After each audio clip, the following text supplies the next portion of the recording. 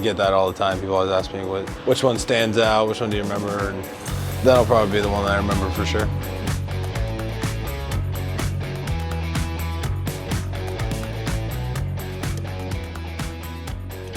Cal, it's the last one, and I am thrilled that there is going to be more baseball, and we're not sitting here talking about what's going to happen in the off season this year. It has been a kind of strange last couple of days with all the celebrations and everything that has happened. And then last night, what I think in wildest dreams, and we haven't seen, you think about all of the past few years when you've come up close and just come up short and you've had to play to the end and there's been something on every game. Last night a little bit different, and it was so great to see you guys with the pullovers on the bench a little bit later in the game. What was it like to go out there and, okay, we've locked down the 2 seed, we've taken care of the division, and things are going to change a little bit for a few games? Yeah, it's a good feeling. We very excited. Like you said, it's been a crazy last few days, so a lot of running around, a lot of emotions, a lot of good feelings, and it's what you play for. So you're super excited about that, and to lock up home field there and getting that bye is huge. Is going to be very we've seen it before. It's definitely an advantage. So we're happy about it, and when we finish the season strong, 3 games, keep it rolling, and go from there. Let's take it back to Tuesday night. You guys get here, and what really struck me is as the game was going on, you've had crowds this big here before, but it's just different in this situation. That was a playoff atmosphere. It was louder. You step up to the plate. You've already hit number 59, which was just absolutely insane. And 60, everybody is on their feet chanting MVP, MVP. I can't imagine that is something that you can even tune out at that point. Yeah, you really can't. I mean, it's a feeling I don't know if I could describe, and never thought I would hear something like that. And a really cool moment, and to come through in that moment was a very special one. I think that one was maybe my favorite for sure. So, I get that all the time. People always ask me which one stands out, which one do you remember, and that'll probably be the one that I remember for sure. You beat me to the question, because you could even tell you were smiling when you rounded the bases, and we don't usually see that right now. You're usually head down, get around the bases pretty quickly. You'll do your little things that you do at different stops of the way, but there was a joy. We could see that, we could feel it. You could feel it in the building. Why was that the one that has been your favorite? I don't know. I think it was a culmination of everything. It was a culmination of, clinching the night before, and then on top of it, that night being able to get into be in a good spot of winning the division, and that's really, I think, what made it so great was the culmination of winning that division first time in 20-something years. Cherry on top of it, hitting number 60 is just like a ridiculous kind of crazy thing that can just get added on to everything to make it even that much cooler.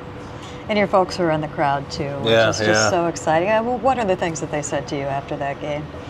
They didn't have much to say. They're just speechless. So, my mom and dad and my uncle were here, and it was just great. It was a great night. I got to celebrate with close family, friends, and teammates, and people in this organization, and just what a night. It was great, and winning that division just meant it meant a lot to this organization. So it was clinching was great. Don't get me wrong. Right. On Tuesday, and but that on Wednesday was very, very extra special. We've heard so much that you have to go through Houston to do this, and if you didn't do it, you'd still go on and you'd play in the postseason. But what made it special that it was? That was a big king of the mountain that you knocked off the mountaintop there, and that it hasn't been we just want to get to the postseason. We want to do things in the postseason, and winning the division is important too. Yeah, you have to go through the best if you want to be the best. So they've owned this division for a long time now, and it's been a it's been a hard mountain to overcome, and they're still a good team. They're still, in the hunt, and they're still out there. They're very good team. They know how to win. They're tough. They have experience, so they've been there before. So to do that, we knew it would come down to that eventually. Having to play those guys, and we went out there and we did well. We executed really well and performed and did what we took care of business. And from there, finished the job up this week. So 17 out of 18 is pretty crazy too, on top of everything else that you have done. Have you ever had a streak like that anywhere before? I don't know. I don't know if it's. I look back. I think in 22 we had the 13 or 14 game winning streak. I think so. Right before the All-Star break. Right.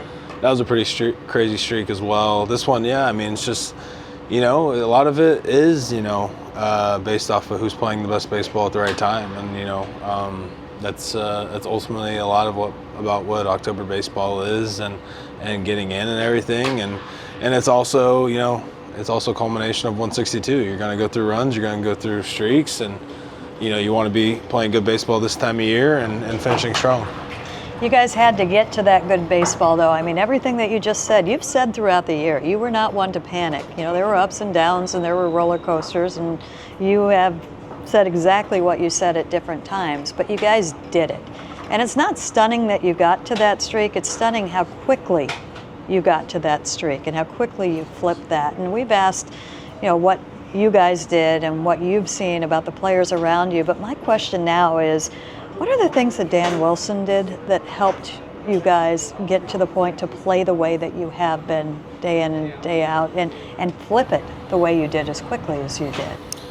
Yeah, I think what Dan brought to the table was a sense of calmness and a sense of trust in the players. And I think when you're obviously always going to go through ups and downs, and you're gonna be fighting every single day, but trusting the guys, and that's ultimately what it's about. And the numbers are great, playing matchups, you pay attention to those things, but at the end of the day, it's about trusting your guys and trusting the guys in that lineup, and being able to consistently get a foundation and something that is doable every single day for a baseball team. And I think that's kind of what you found, especially in this streak. There's not been a lot of ups and downs. There's been a lot of consistency in the guys and the order, and it's all just starts about trusting those guys and getting that consistent playing.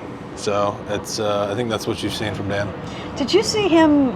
He's talked about you have to put the foot on the pedal and not let up right now. Have you seen him put the foot on the pedal while being that consistency, still turning it up a little bit? Yeah, I'm proud of these, not just Dan, but these guys in the clubhouse. It's been a testament to, how hard they work, how consistent they work, what they're doing every single day, going out, and not only are you winning games, but you're not satisfied. You're I look at the Houston series, for example, going out there and taking care of business, day 2 and day 3, after that first game, riding that high of getting that first one, big time Friday night game, and the guys could have, easily just, been happy with that and had a letdown, and then you go into game 3, tied up and it's a huge difference maker. So, we came out hungry game 2 and game 3. It makes a difference. Those games really do make a difference, and not being satisfied is definitely been a good kind of calling card for this team. Yeah, that's going to be a great takeaway, isn't it? It's part of your DNA as a team right now that perhaps was that there yet last year, or the understanding of that? Yeah, it's just, I think you learn from it, right? Understanding that the past couple of years, that satisfaction may have set in, or that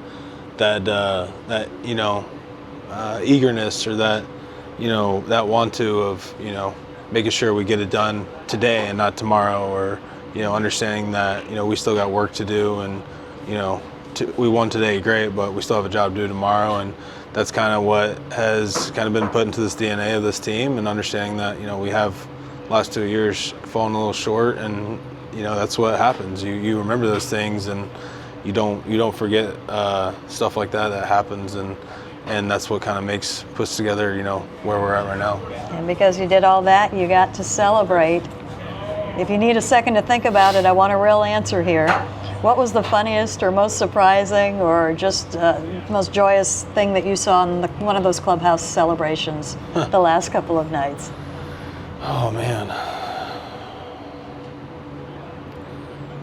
I don't know.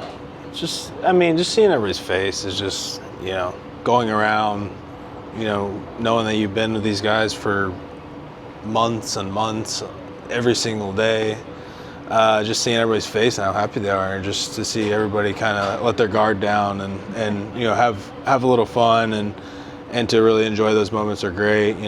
Getting the beer chug, the luge there going was great too. So that was a lot of fun.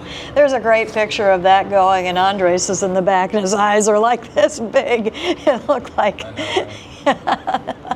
Also, who was like the champagne monster? Who do you think probably got more people with the spray of the champagne or the dump of the beer, or who was the absolute menace in that clubhouse? I don't know. That's a good question.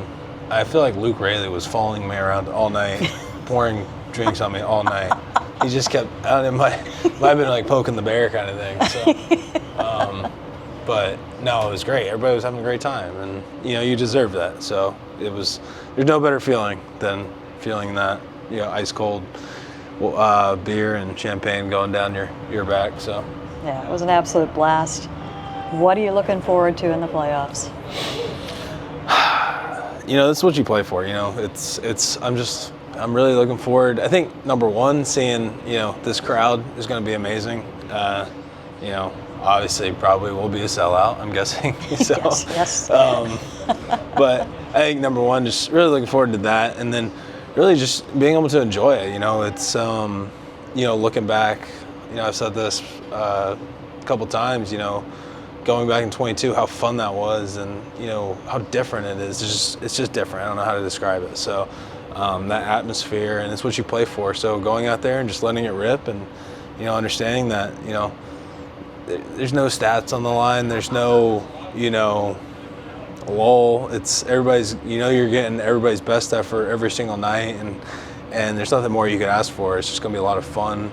Doing it in front of these fans and doing it with the guys in this clubhouse. It's going to be very interesting. I'm very excited. Cal, we're looking forward to it, and we really appreciate what you have done in sharing this year. Thank you so much. I know. Signing off. Maybe a little tear right here. Thanks, Cal.